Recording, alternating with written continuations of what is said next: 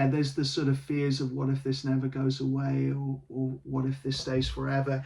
I think, the ultimate recovery is building up our confidence that we can cope with these thoughts. No thought, I mean, it's not a reassurance statement. No thoughts stay forever. Even the worst days for me, when I had, continuous intrusive thoughts and continuous difficult stuff all day. Actually, if I'm honest, there was the odd gap even on that day, the odd moment. It wasn't literally every single moment, every single day. So no thought stays around every day. And then if you look over a bigger period of time, they will wax and wane a bit, even on their own. OCD, even left untreated to some degree, will go up and down in intensity. So it's not true that thoughts and feelings will always be the same, but we've also got to build our trust that actually I can live with these thoughts and I can function really well with them, and they're not this thing that's holding all this grip over me that I have to obey and do the compulsions. Actually, I'm the boss who chooses what I do. And yeah, I wouldn't choose to have these thoughts. They are distressing, they're difficult. I can be compassionate about it, but they're not going to stop me here, and I'm going to do the things I care about.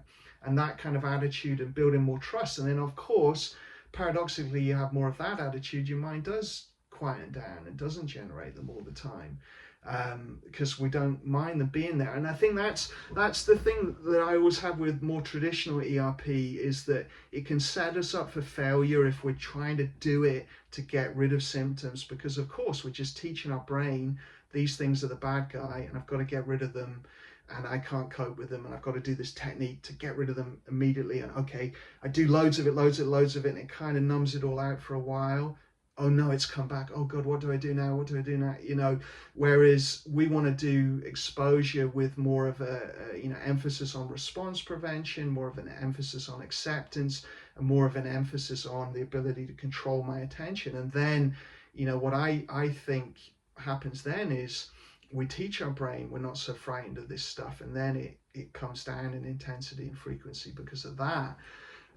But I've, to be honest, I haven't met many people that when I dig into their recovery, like speak to them in more detail, it doesn't sound like that. Most people, the advocates out there that you hear really good recovery stories, it's mostly what they're describing is that, they may not have done ACT. ACT isn't the only way to learn that, but they've done ERP, and it's really built a high degree of sort of tolerance of the difficult thoughts and feelings. And then because of that, it's gotten easier.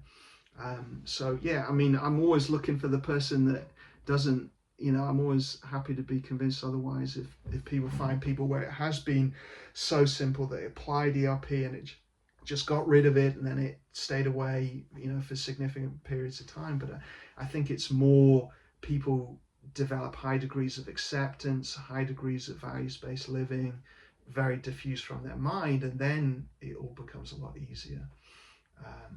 Anyway, you've all heard me say that before, so I'll stop banging on about that now. Great, let's do a bit of practice, because that's more important than talking about this stuff.